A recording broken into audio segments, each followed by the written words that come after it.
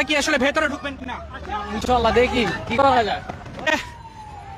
কি পরিস্থিতি হয় সেটি এখন দেখার বিষয়। সংসদ ভবনের ভেতরে মূলত চলছে অধিবেশন, আর বাইরে এই পরিস্থিতি। আমরা দেখছি দৌড়াদৌড়ি করছে শিক্ষার্থীদের পেছনে, পুলিশও দৌড়াচ্ছে এবং পুলিশ যে ব্যারিকেড দিয়েছিল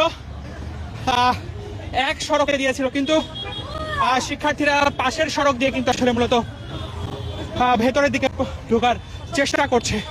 আমরা একটু দেখানোর চেষ্টা করছি, আমরা একটু দেখানোর চেষ্টা করব। সামনের দিকে যদি নিয়ে যাই, মামা যেতে পারবো?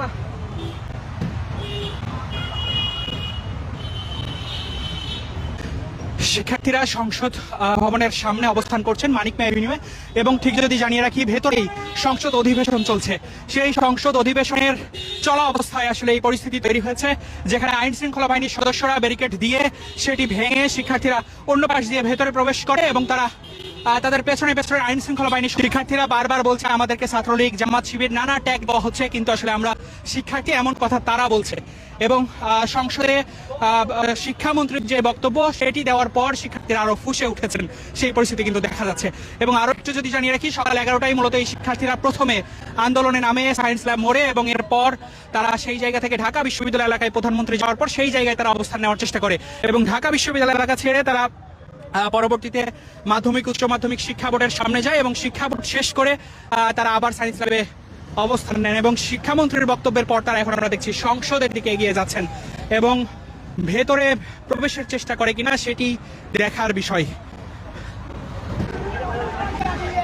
আপনারা কি আসলে ভেতরে ঢুকবেন কিনা? ইনশাআল্লাহ দেখি কি করা যায়। একদম সংসদ ভবনের যে মানিক মেয়ে এভিনিউয়ের এই গেট, সেই গেটের সামনে গিয়ে কিন্তু আসলে অবস্থান নিয়েছে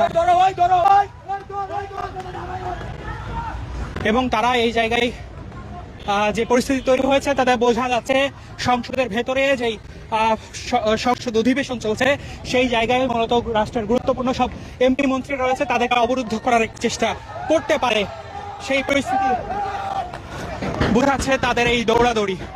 সব মিলিয়ে দেখানোর চেষ্টা করছি সংসদ ভবন এলাকার পরিস্থিতি।